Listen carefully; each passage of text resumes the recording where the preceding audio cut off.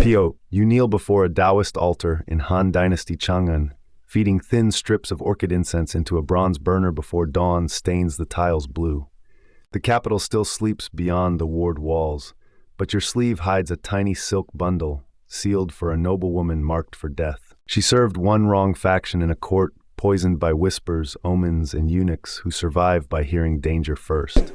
On the altar, bamboo divination slips lie beside lacquered vessels, and every ritual movement must look pure enough to satisfy heaven and spies. You were trained to read celestial rhythms, funerary formulas, and purification rites, not the hunger inside an emperor's palace. The silk in your sleeve carries funerary texts meant to guide her soul through the dark earth, past spirits, judges, and hungry ghosts. If she dies without them, her family fears her shade will wander restless, dishonored, and furious beneath the yellow springs.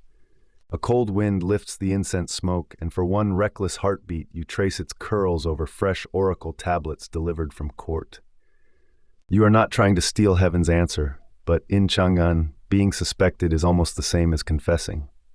The temple gates explode open, and palace eunuchs flood the courtyard in dark robes, bronze seals flashing against the first light. Their leader carries an imperial warrant and the expression of a man who has watched priests bleed for less. He accuses you of reading the emperor's will through incense smoke, twisting sacred vapor into treason before the Son of Heaven receives the omen. Your mouth goes dry because Han rulers still chase portents obsessively, and wrong predictions can cost whole households their lives. Behind the eunuchs, novice attendants freeze beside the stone cistern, knowing anyone linked to forbidden rites can vanish into prison overnight. You bow low enough to hide your shaking hand, but the silk packet slides closer to your wrist like it wants freedom. If they search you, they find illicit funerary texts prepared for a condemned noblewoman, and that becomes proof of factional conspiracy.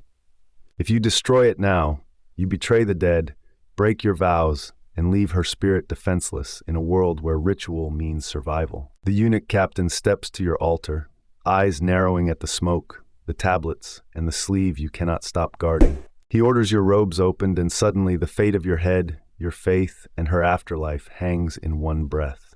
Then a runner from the palace arrives breathless with new orders, and the entire courtyard shifts before you learn whether heaven just spared you or buried you deeper.